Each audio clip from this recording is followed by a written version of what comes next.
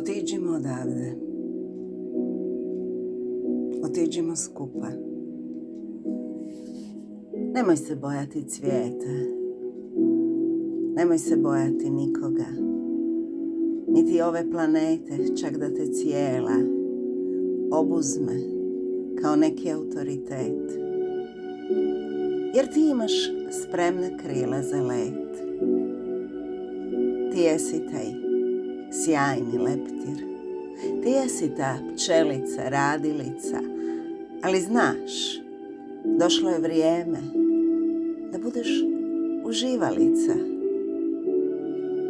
Da svim ticelima sišeš taj sok. Da upiješ sav taj pelud i onda da ga podijeliš kao što se dijeli sama voda. Dok onako nevino, moćno pada niz stijene.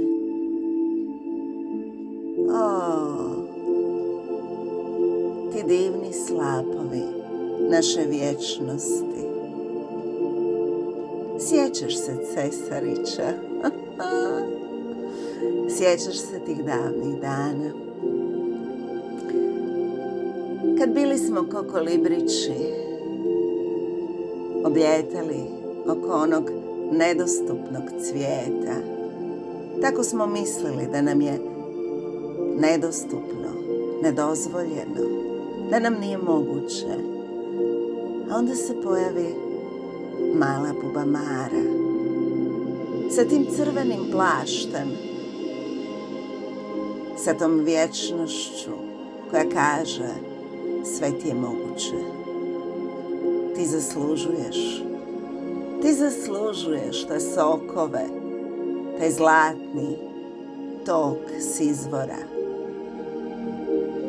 Ti zaslužuješ suncokretove sjemenke.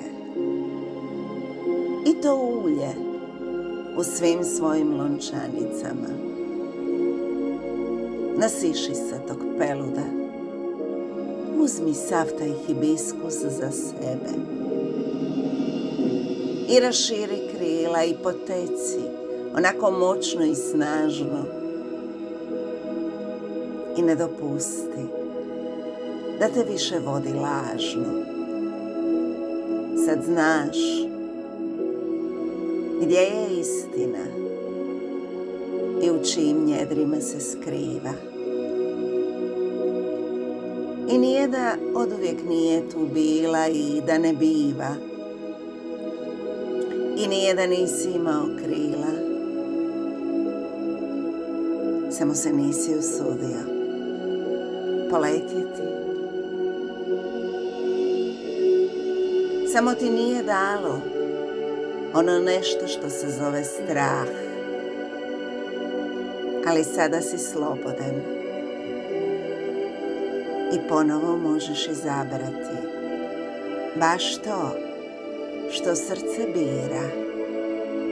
Ono što pčela oduvijek sniva.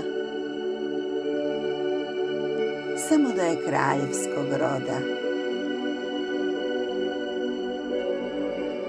I kad dvije duše slete na isti list, slobodno uzmi kist i zabilježi tu sadašnjost.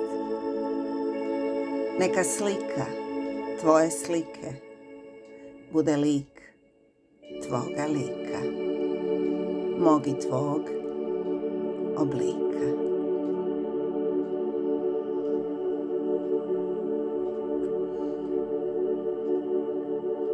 20.